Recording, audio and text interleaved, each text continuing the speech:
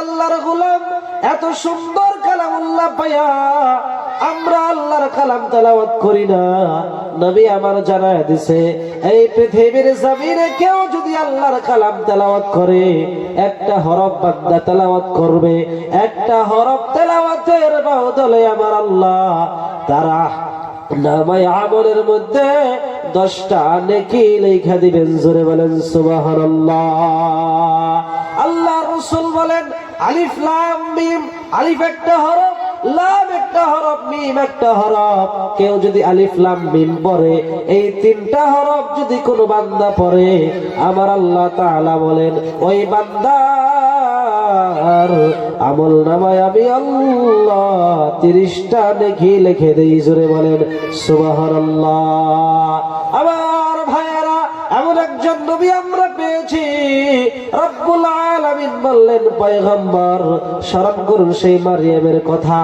আযকুর feel কিতাবি মারইয়াম ইয ইনতাবাযাত মিন আহলিহা মাকানান শারকিয়্যা। আল্লাহ তাআলা বলেন পয়গম্বর স্মরণ করুন সেই মারইয়ামের কথা। ইয ইনতাবাযাত মিন আহলিহা মাকানান শারকিয়্যা। তিনি গোসল করার জন্য একটা নিরিবিলি জায়গা তিনি বেছে নিলেন।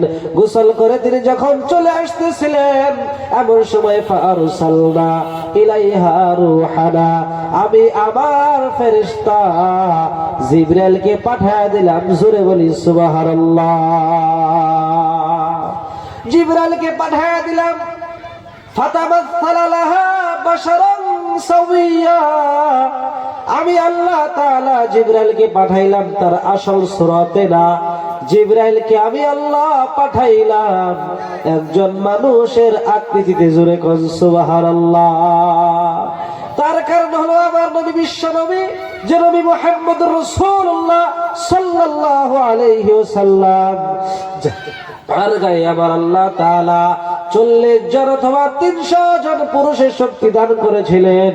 ওই নবীজি তার গোটা জীবনে 2 বার জিবরাইল আমিনকে তার আসল সুরতে দেখেছেন। প্রথমবার যখন দেখেছিলেন, প্রথমে দেখা আল্লাহ রাসূল সাল্লাল্লাহু আলাইহি ওয়াসাল্লামের গায়ে ভয়ে জ্বর চলে এসেছিল।